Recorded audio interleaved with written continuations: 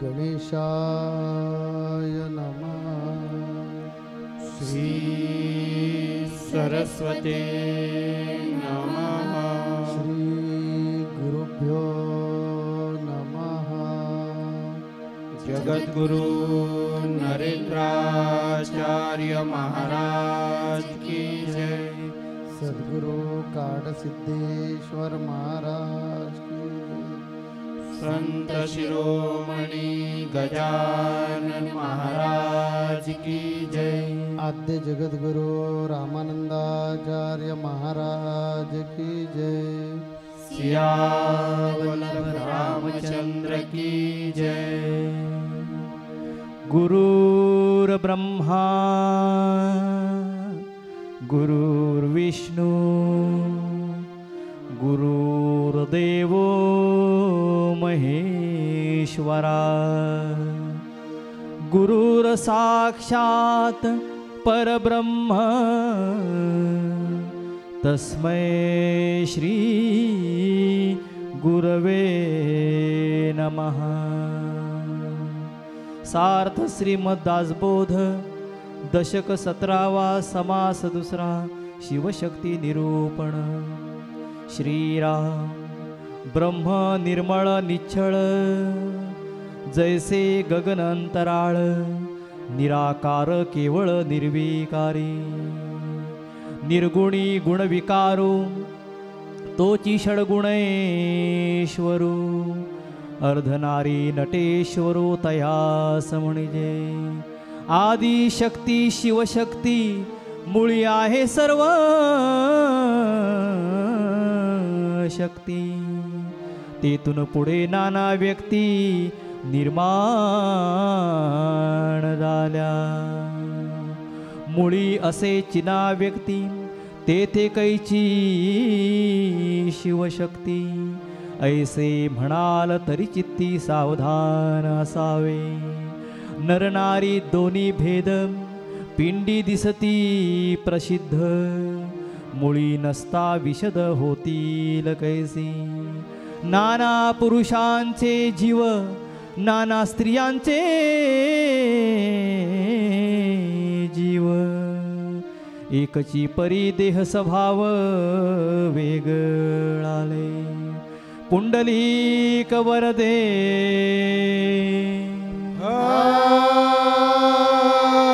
हरे विठ्ठल। श्री ज्ञानदेव तुकाराम पंढरीनाथ महाराज की जय। जगद्गुरु नरेंद्राचार्य महाराज की जय। श्री गुरुदेव। जगद्गुरु नरेंद्राचार्यजी महाराज यांच्या दिव्य चरण कमलाला वंदन करून आज संत संघामध्ये उपस्थित असणारे सर्व भाविक भक्तगण यांना श्री गुरुदेव। भाविक हो, मागील आठवड्याच्या संत संघामध्ये आपण जगद्गुरु श्रींच्या अमृतमय अशा वाणीतून देव बलात्कार या निरूपणामध्ये जगद्गुरु श्रींनी परमात्म्याला अपेक्षित असणारं अध्यात्म आपण केलं पाहिजे।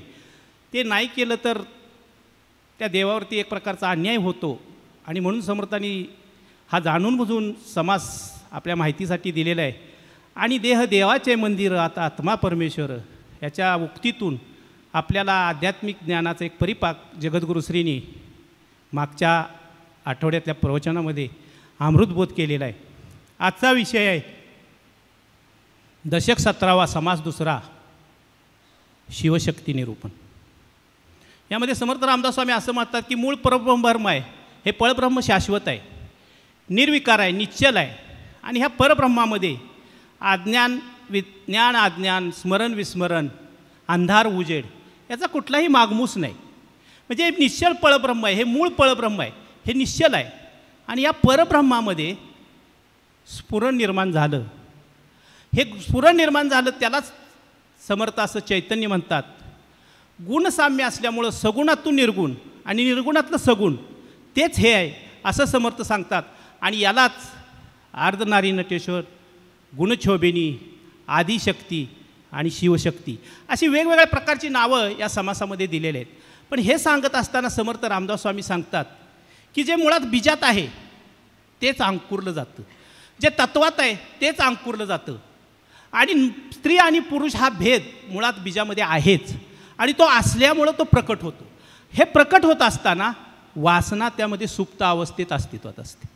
आणि ही वासना सुप्त अवस्थेत असली तरी ती सुप्त अवस्थेत असल्यामुळं तिचं गूढ लवकर समजत नाही. जशी ही सूक्ष्माकडून स्थूलाकडं परिक्रमणा करत असते तसा त्या सूक्ष्माचा बोध यातून होत असतात. समर्थ रामदास स्वामी या विषयाला थोडासा स्पर्श करताना असं सांगतात की हा विषय जर तुम्हाला समजत नसेल तर एक छोटंसं उदाहरण देतात समर्थ रामदास स्वामी याच समासामध्ये. असं सांगतात, एक फळ आपण हातात घेतलं आणि ते फळ जर फोडून पाहिलं तर त्या फळामध्ये एक आपल्याला बी सापडते. ती बी सापडते, पण जर आपल्याला बी फोडून बघितलं तर त्यात फळ आहे का जर असं आपण बघितलं तर ते नाही सापडत. पण बीमध्ये फळ नाही का? आहे. फळामध्ये बी आहे का? आहे. पण जर बीमधलं फळ शोधायचं असेल तुम्हाला आम्हाला तर समर्थ रामदास स्वामी सांगतात ती बी फोडून अज्ञानपणात जाऊ नका, तर ती बी रुजवावी लागेल, ती बी जोपासावी लागेल. पण तिच्यापासून तो वृक्ष तयार होईल. वृक्ष तयार झाल्यापासून त्याला फळं तयार येतील आणि फळाचं स्वरूप आहे ते बीजातून लक्षात येईल. समर्थ रामदास स्वामी समासामध्ये हेच सांगतात, पिंडी आहे तेच ब्रह्मांडी आहे आणि ब्रह्मांडी आहे तेच पिंडी आहे.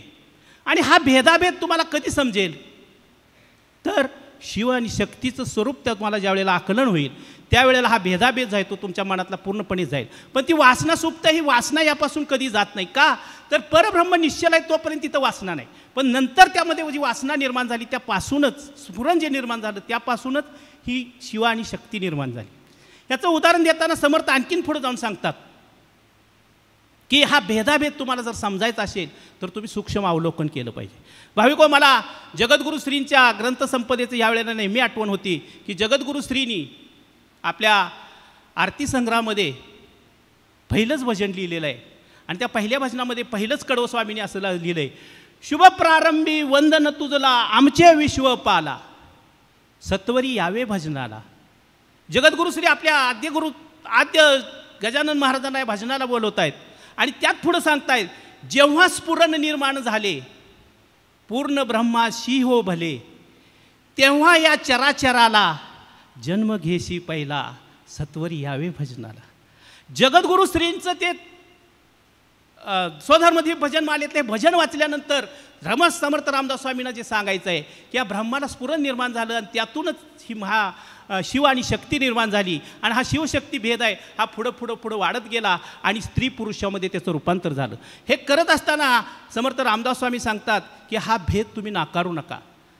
जगद्गुरू श्रींनी मागच्या प्रवचनात जसं सांगितलं की त्या हत्तीमध्ये नारायण आहे म्हणून त्याचं ब्रह्म मानून त्याच्या जर समोर गेला तर त्याचा तोटा होईल, तसं हे शिवशक्तीचं स्वरूप तुम्ही पाहताना वासनेकडे दुर्लक्ष करू नका. ही वासना सुप्त आहे, पण जसजशी ती वाढत जाईल तशी ती वासना उत्तर वाढत गेली तर कदाचित ती वासनासुद्धा तुमच्या नाशाला कारणीभूत होईल. आणि शिवशक्तीचं स्वरूप जाणल्यानंतरच तुम्हाला परब्रह्माकडे जाता येईल. जोपर्यंत तुम्ही शिव आणि शक्तीचं स्वरूप जाणणार नाही तोपर्यंत तुम्हाला परब्रह्माकडे जाता येणार नाही. आणि म्हणून हे स्वरूप तुम्हाला कळालं पाहिजे असेल तर ह्या वासना आहेत, ह्या वासनेवरती आधी प्रत्येक भाविक भक्तांनी विजय मिळाला पाहिजे. आणि तो विजय मिळवायचा असेल तर आपल्याला सर्वांना संत संघाची कास धरावी लागेल. जगद्गुरू श्रींच्या हरिपाठामध्ये याचं अतिशय सुंदर वर्णन जगद्गुरू श्रींनी केलेलं आहे. न झाले जिनं नाही केला ईश, व्यापकपणा सांडोनी होतो पराधीश, पराधीश होऊनी ईश निंदा केली, संत संग धरीला मणिविट, मणिविट धरूनी काय मिळे फळ, नरेंद्र म्हणे बुडाला कुळाभिमान. भाविको, समर्थ रामदास स्वामी जसं सावध करतायत तसं जगद्गुरू श्रीसुद्धा आपल्याला हेच सावध करतायत की तुमचा कुळाभिमान आहे.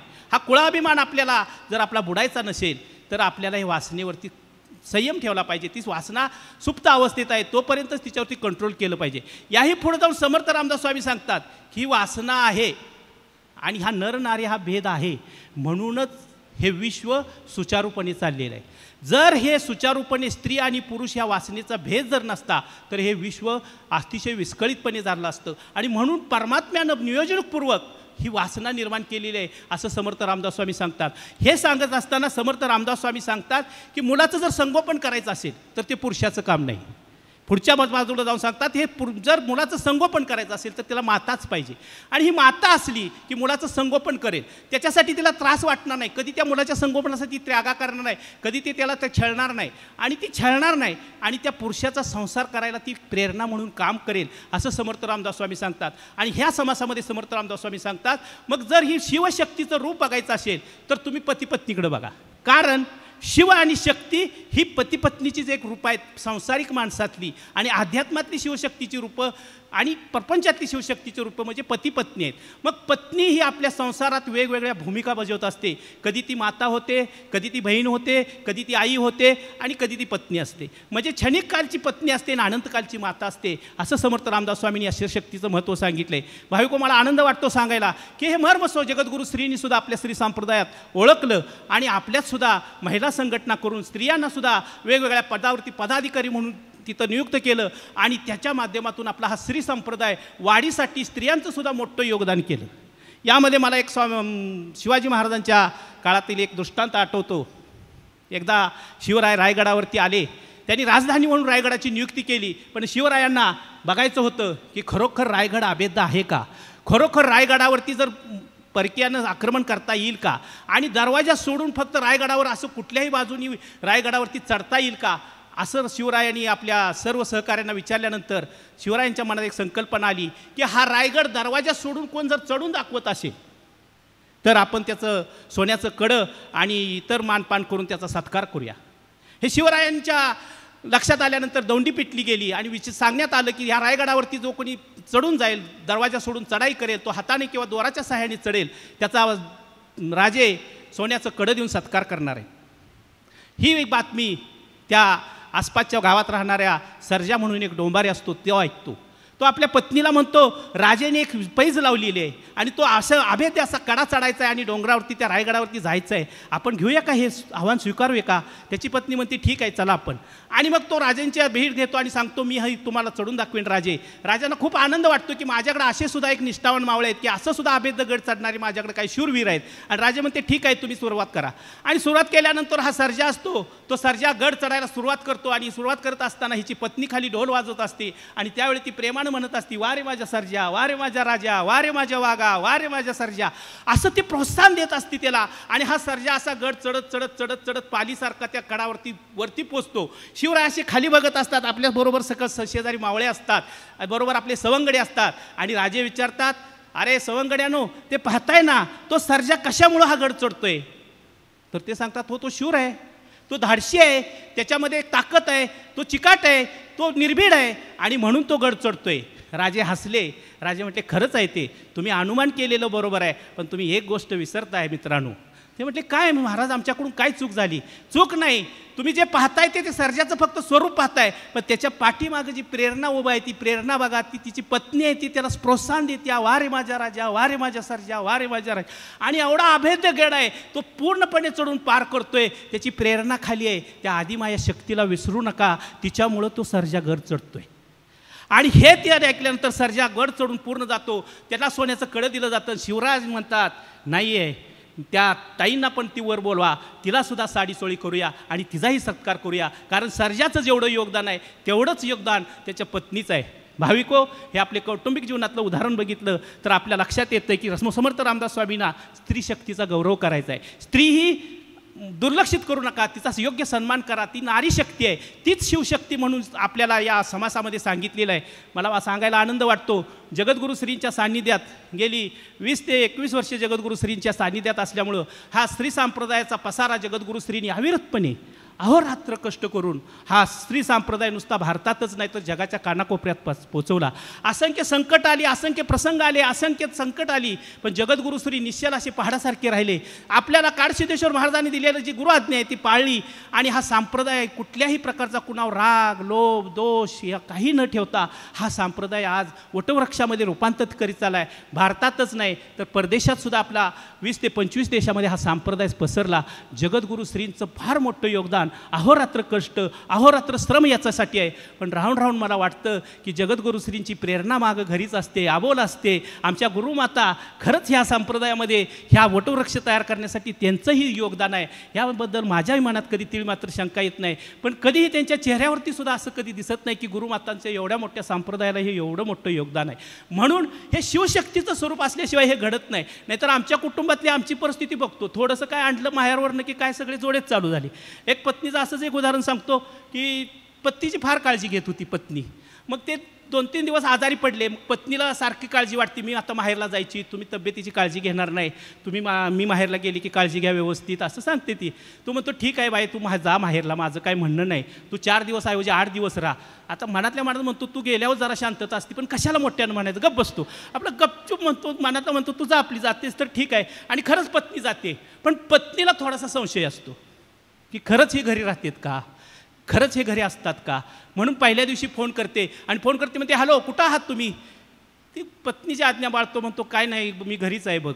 तिला काय विश्वास बसत नाही. ती म्हणते तुम्ही मला पटत नाही, तुम्ही घरी असाल असं. मी एक तुम्हाला विनंती करते. ती म्हणते काय करते. आपल्या देवाऱ्यातली मोठी घंटी आहे की नाही, ती घंटी जाऊन वाजवून दाखवा मला फोनवर.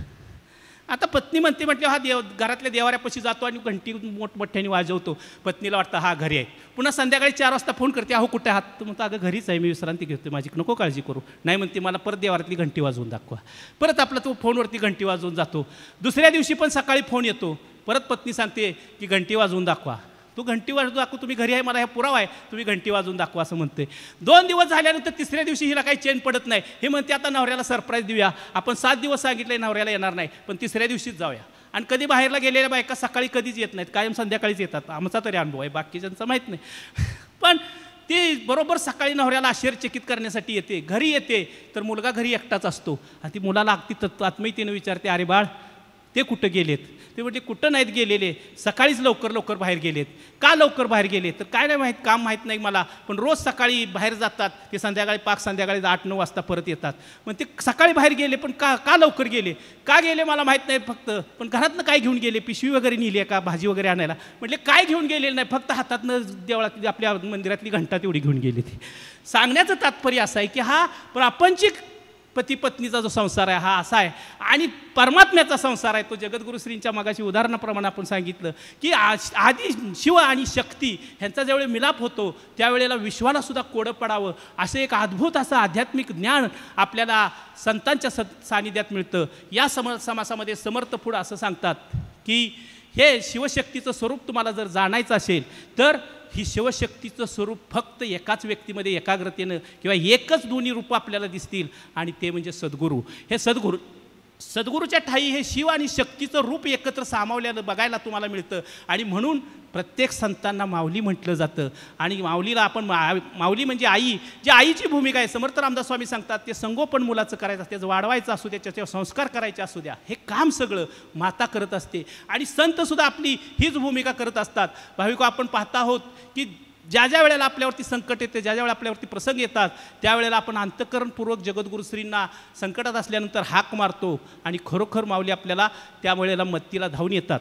भाविको माऊली किती मत्तीला धावून येतात. गुरुकार्य करत असताना माऊली खरोखर आपल्याला किती अनुभूती देतात. लाखो लोकांचे असे भरपूर अनुभव आहेत की खरोखर माऊलीला आपण हाक मारावी आणि माऊली आपल्या मत्तीला धावून येतात. मला 2000 सालचा एक प्रसंग आठवतोय. जगद्गुरुश्रींनी मला नातांच्या माहेरी सेवा दिली होती. या नातांच्या माहेरी सेवेमध्ये गजानन महाराज प्रकट दिनला अतिशय एक आनंदाची पर्वणी होती की 99 साली समर्थ सद्गुरू काडसिद्धेश्वर बाप्पा मठावर आले होते आणि अभिवचन दिलं होतं की पुढच्या 2000 सुद्धा मी येणार आहे. आणि बाप्पा येणार आहेत म्हटल्यावर माऊलींचा आनंद द्विगुणित झाला होता. सगळं वातावरण चैतन्यमय झालं होतं. माऊलीची माऊली येते म्हटल्यावर एक वातावरण वेगळं तयार झालं होतं आणि सगळं व्यवस्थित सगळं माऊलींनी तिथून मिरवणूक बाप्पांची काढायची. गजानन महाराज प्रकट दिनला माऊलींना बाप्पांना एक वेगळा रथ द्यायचा असं सगळं पूर्णपणे नियोजन केलं होतं. आणि खालीच्या नातांच्या माहेरीमध्ये ते पाणी वाटपाचं काम आहे ते माझ्याकडे जगद्गुरुश्रींनी दिलं होतं. पण त्यावेळेला अशी परिस्थिती होती की लोड शेडिंग चालू होतं आणि लोड शेडिंग चालू असल्यामुळं सोनारवाडीचा खाली 2 किलोमीटरवरती पंप आहे. त्या पंपावर जाऊन ती लाईट चालू करायची असते. पहाटे 5 ते सकाळी 9 लोड शेडिंग असायचं. सायंकाळी माऊली फिरत आल्यानंतर आढावा घेतला आणि विचारलं पाणी वगैरे व्यवस्थित आहे का. आम्ही सर्वांनी सांगितलं हो माऊली आहे. पहाटे 3ला आम्ही जाऊन मोटर चालू करणार आहे, 5 वाजेपर्यंत पूर्णपणे आपला खालचा टाकी आहे ती पूर्ण भरणार आहे माऊली, काहीच निश्चिंत राहावा असं स्वामींना सांगितलं. आणि त्या कार्यक्रमाच्या गडबडीत वगैरे तिथं थोडंसं त्या जनरेटर रूममध्ये बसलो आणि डुलका लागला आणि बरोबर 5 वाजता जाग आली. 5 वाजता जाग आल्यावर बघतोय, घड्याळात बघितलं 5 वाजले, बाहेर येऊन बघतोय तर लाईट गेली होती. आता असा काळजा धस्स झालं, ते पाणी सगळं खालची टाकीची लेवल पूर्णपणे गेली असेल. मनात इतकी धाकधूक झाली, काय करावं माऊली, आता मी काय करू शकत नाही माऊली, मला क्षमा करा, कसा डोळा लागला माहीत नाही, तुमचंच लेकरू आहे, आता तुम्हीच सांभाळून घ्या. असं केलं, सारखी छाती धड. 7 वाजता माऊली बाहेर येणार आहेत, ते पाण्याच्या टाकीची तरी लेवल सुटली आहे. 6:30 वाजता माझ्याबरोबर तो दिनेश खटावकर सेवेला होता, तो आणि मी या गोष्टीचा साक्षीदार आहे. कुणीही असलं तर नातांच्या माहेरी त्यावेळेला मला वाटतं विठ्ठलसुद्धा होता, त्यावेळेला आम्ही सगळे ह्याचे साक्षीदार आहे. 6:30ला त्या नातांच्या माहेराच्या तिथल्या ह्याचं मी ते तो हे उघडलं, वरचं झाकण टाकीचं उघडलं. भाविकों सांगायला आनंद वाटतो की बंद असताना त्या टाकीमध्ये धो पाणी पडत होतं. ह्यापेक्षा माझ्या माऊलीच्या आध्यात्मिक कार्याची प्रचिती आणखीन काय देऊ. आणि ती टाकी पूर्णपणे भरली होती. 9 वाजता लाईट आली, आम्हाला पंपच चालू करण्याची गरज पडली नाही, कारण 8ला बरोबर मिरवणूक चालू झाली. बाप्पा तिथं आले होते, बाप्पांचं येतोचे स्वागत झालं. आणि मग माझी माऊली खरी काय आहे, खरंच माझी माऊली काय करू शकते ह्याची अनुभूती आली. आणि हे शिवशक्तीचं रूप होतं. का तर माऊलीनं त्यावेळी माझ्या आईची पण भूमिका घेतली, आणि जर काय माझ्याकडून चूक झाली असती तर बापाची पण भूमिका घेतली असती. आणि म्हणून आज संत हे सांगतात की शिवशक्तीचं हे रूप आहे. आणि हे शिवशक्तीचं जर रूप आपल्याला जाणायचं असेल तर आतमध्ये आणि संतांच्या सान्निध्यात गेल्याशिवाय आपल्याला ते कळणार नाही. हा विषय थोडासा घन असला तरी रामदास स्वामींनी स्त्री आणि पुरुषाच्या भेदाभेदामध्येच हा विषय उद्धृत केला आहे. आणि त्यामुळे समर्थ रामदास स्वामी पुढे जाऊन स्त्री आणि पुरुष जी शिव आणि शक्ती जी आहे ही एकत्र आली तर फार मोठी ताकद निर्माण होऊ शकते, हे समर्थ रामदास स्वामींना सांगायचं. परंतु त्याचबरोबर या समासामध्ये समर्थांना सांगायचं आहे, वासनेच्या आहारी जाता कामा नये. आम्ही नेहमी सांगतो इथे की हा भेदाभेद कायम आहे, तो नैसर्गिक भेदाभेद आहे. आणि त्यामुळे त्यातलं जे अट्रॅक्शन असतं, हे अट्रॅक्शन आपल्याला जितकं चांगलं आहे तितकं वाईटही आहे. आणि म्हणून नेहमी आपण काय केलं पाहिजे, गुरुबंधू गुरु भगिनी हेच नातं सांभाळलं पाहिजे, याच नात्यानं राहिलं पाहिजे. म्हणून आम्ही हातामध्ये बघा कंकण बांधतो, दीक्षा ज्यावेळी देतो त्यावेळी कंकण बांधायला सांगतो. आणि एक शपथ घ्या की आम्ही गुरुबंधू आणि गुरु भगिनीच वावरू, कारण आपण एका आईची मुलं आहोत. कारण वासना लागे जीवा तेने मुक्ती मिळे, तेने उपाधी बाळावे लगे. ही जर वासना आपली बळावली तर आपण वाया जातो. एका माणसानं फार गरीब होता, परंतु देवावर निश्चल प्रेम, इतकं प्रेम की त्याला खायला पण काही अन्न पाणी नव्हतं. म्हणून त्याने देवाची प्रार्थना केली आणि म्हणाल, देवा मला असं काहीतरी दे की मी माझं गुजराण करू शकेन. त्या देव प्रकट झाले, म्हणाले की बाबा, त्याला दृष्टांत दिलं आणि सांगितलं, बाबा रे अमुक ठिकाणी जा, तिथे एक झोळी आहे, ती झोळी घेऊन ये आणि झोळीत हात घालायचा आणि तुला पाहिजे तेवढं धन, तुझ्या व्यवहारापुरतं जेवढं काय पाहिजे तेवढं धन काढून घे. पण लक्षात घे, एकदा झोळीतला हात बाहेर काढलास की त्याच्यातून धन यायचं बंद होणार आहे, तर तुला पाहिजे तेवढं घे. हा म्हणाला, देवा मला जादा काय करायचं, मी एकटा माणूस तुझं नामस्मरण करणार, मला जादा धनाची काय गरज आहे, आवश्यक तेवढं घेतो काढून. देव म्हणाला, तथा असतो. हा स्वप्नातून जागा झाला आणि जो संदेश दिला होता त्या संदेशाप्रमाणे तो गेला त्या ठिकाणी. त्याला एक खरंच तिथे झोळी सापडली. झोळी सापडल्यानंतर हा झोळी घेऊन आला आणि विचार केला की आपण ह्याच्यातलं धन काढायचं, पण इथे नको बसूया, कुठेतरी आडोशाला बसूया. आणि म्हणून हा माणूस, वासना एकदा निर्माण झाला की कसा माणूस वाया जातो तो पहा. त्याने रहदारीची जागा सोडून दिली आणि एका पडक्या वाड्यामध्ये, पडक्या गोठ्यामध्ये गेला. चारी बाजूने भिंती असणारा गोठा होता, त्या गोठ्यामध्ये जाऊन बसला. पडका होता, तिकडे कोणी येणार नाही जाणार नाही अशा ठिकाणी जाऊन बसला आणि झोळीत हात घातला. झोळीत हात घातल्याबरोबर हाताला काही द्रव्य लागलं, ते त्यानं काढलं, बाहेर ठेवलं, परत हात घातला, परत द्रव्य काढलं, इकडे ठेवलं, परत हात घातला. हात घालायचा, द्रव्य काढायचा, हात घालायचा, द्रव्य काढायचा. द्रव्याकडे बघितलं, एवढं फार मोठं द्रव्य वाढलं आहे, म्हणजे झालं आहे. द्रव्य म्हणजे आपण तुम्हाला पटकन कळेल असं सांगतो, पैसे काढत होता तो. त्या झोळीतून हात घालायचा, पैसे काढतात, हात घालायचा, पैसे काढतात. इथे बऱ्यापैकी पैशाची रास पडली, परंतु वासना बळावल्या. पूर्वी त्यानं शुद्ध हेतूनं मागितलं होतं की देवा, या शरीराची गुजराण होण्यासाठी काहीतरी दे मार्ग. म्हणून देवानं मार्ग दिला की बाबा रे ठीक आहे, तुला ईश्वर भक्तीमध्ये व्यत्यय नको म्हणून तुला ही मी व्यवस्था करतो. यासाठी त्यानं झोळी दिली आणि सांगितलं हात घाल, पैसे काढ, तुला जेवढे पाहिजे तेवढे घे. परंतु याच्या इच्छा बळावल्या आणि याने काय करायला सुरुवात केली, पैशाची इथं ढीग पडलेलं आहे तरी ह्याच्या वकवक केलेल्या जो वासना आहे त्या थांबायला तयार नाही. सकाळपासून याचा उद्योग सुरू झाला आहे, हात घालतोय, पैसे काढतोय, हात घालतोय, पैसे काढतोय, हात घालतोय, पैसे काढतोय. पैशाची रास पडत चालले, वाढत चालले पैसे, परंतु ह्याचं मन मात्र काही थांबायला तयार नाही. तर बाद झाले, भरपूर झालं. संतांकडे बघून ते शिकलं पाहिजे. काही लोक आम्हाला काहीतरी वस्तू द्यायला आणतात, मी म्हणतो मला काय करायचं आहे, नाही नाही महाराज मला काहीतरी द्यायचं आहे. नको ना, काय गरज नाही. ज्यावेळी इच्छा होते, आम्हाला वाटलं की नाही बा कुंभमेळ्यामध्ये आपल्याला 24 तास महाप्रसाद द्यायचा आहे, मग 24 तास महाप्रसादासाठी जेवढी काय तरतूद पाहिजे केली ना परमेश्वरानं, आणखीन काय करायचं. काही लोकांनी नंतर येऊन भेटले, आम्हाला अन्नदान करायचं, घेतले नाही आम्ही, नको म्हटलं, बाद झालं, जे आहे तेवढं भरपूर झालं. कोणाला इथे आपल्या नाणीजमध्ये लोकांना चालताना त्रास होतो म्हणून गाडीची आवश्यकता आहे की त्याच्यातून लोक बसून जातील. म्हणून कोणतरी म्हणाला मला गाडी द्यायची आहे, एक गाडी घेऊन दिली, दुसरी गरज नाही ना, नाही मला द्यायचीच आहे, मला पैसेच द्यायचे आहेत, गरज नाही म्हणून सांगितलं मी. आम्ही कधीच या गोष्टींच्या आहारी जात नाही, म्हणून देवत्व टिकतं. आमच्या कृतीतून हे तुम्ही शिकलं पाहिजे की चाललाय ना व्यवहार, बाद झालं ना, आणखीन कशाला, अजून अजून अजून पाहिजे. मग वासना बळावतात आणि मग आपण चांगले लोक फुकट जातो. आपल्याला कितीही स्वामींनी दिलं तरी कमी पडतं आणि मग ते मिळत देव काय म्हणतो, अरे शेवटी तू भिकारी आहेस. त्या माणसानं हात घालून पैसे काढायला सुरुवात केली, लघवीला झालं उठे ना, 2 नंबर क्रिया आली तरी उठे ना, भूक लागली तरी उठे ना, कारण कोणतरी आला नाही किंवा देवानं ती थैली मागून घेऊन गेला तर, झोळी मागून घेऊन गेला तर तो येण्यापूर्वी जेवढं काढून घेता येईल तेवढं काढूया. त्याचा परिणाम काय झाला की 2 दिवस तो सतत हे काम करता, उठला नाही, बाकीच्या कुठल्याही विधीला गेला नाही, शेवटी तिथेच त्या पैशाच्या राशीतच पडला, हात थैलीमध्ये, आणि तिथेच कोलमडून पडला. ही आहे वासना. म्हणून संतांकडे बघून शिकायचं.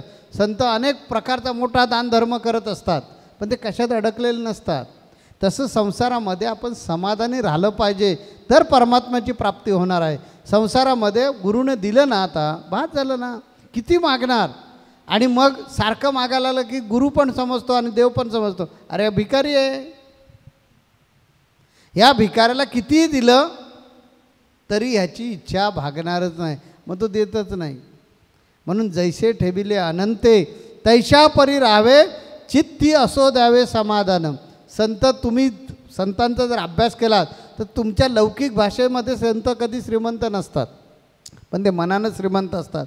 त्यामुळे त्यांच्याकडे राग नाही, द्वेष नाही, लोभ नाही, मोह नाही, माया नाही, कशाच्याही ते फंदात पडत नाहीत. माया नाही याचा अर्थ ते क्रूर असतात का, तसं नाही. ते तुमच्यावर माया करणार पण अडकून नाही पडणार. म्हणून तुकोबारांनी सांगितलं ना, आवली लागत चल, देव मला घेऊन चाललेलं सहदेवी वैकुंठामध्ये मी चाललो. ती म्हणाले मला वेळ नाही, माझ्या म्हशीचं दूध काढायचं आहे, अशी कथा सांगतात.